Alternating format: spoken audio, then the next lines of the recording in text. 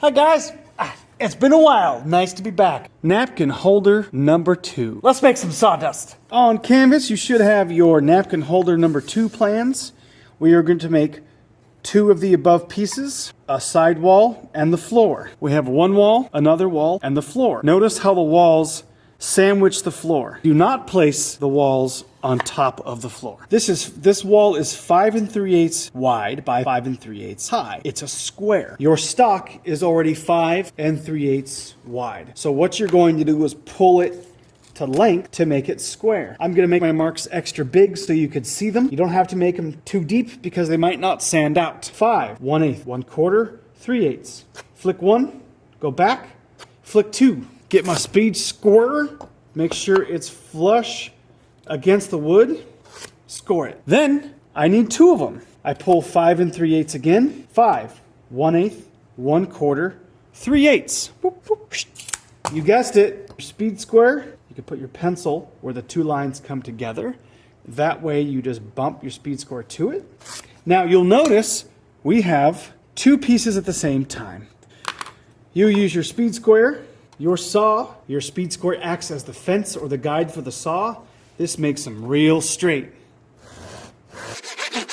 Let's cut the floor. The floor is 5 3/8 wide. We know that's the width of the board already, so we need to make it 2 1/4 inches. We're going to pull 2 1/4 inches. Wow, 2 1/8, 1/4. You guessed it. Your speed square. Score your line. Speed square as a fence. Keep that saw against the metal. Notice, this is a little too close for comfort for me with my thumb.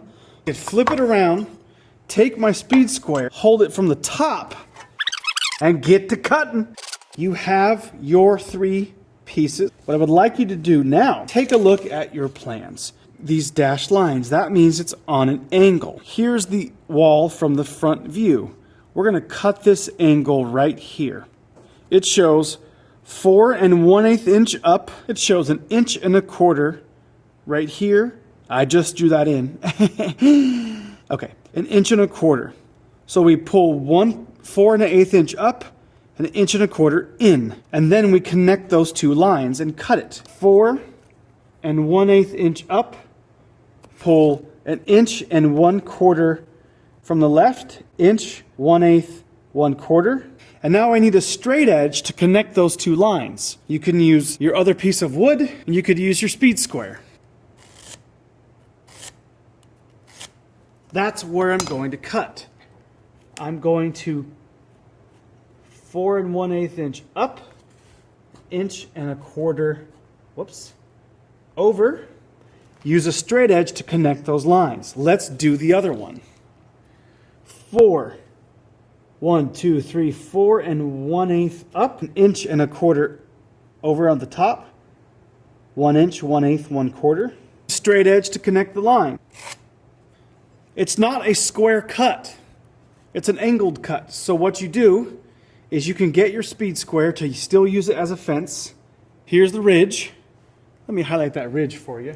It's not a square cut, so you could still use your speed square as a fence. Place it right where it goes, and start slowly and gently making that channel into the wood. Keeping my saw against the fence. I kind of want to hear metal sliding against metal for the first several strokes. When your pieces are cut, you will have pieces that look like this. This with your name in it. This is how you will send me a photo in Canvas, measuring and cutting. Yay!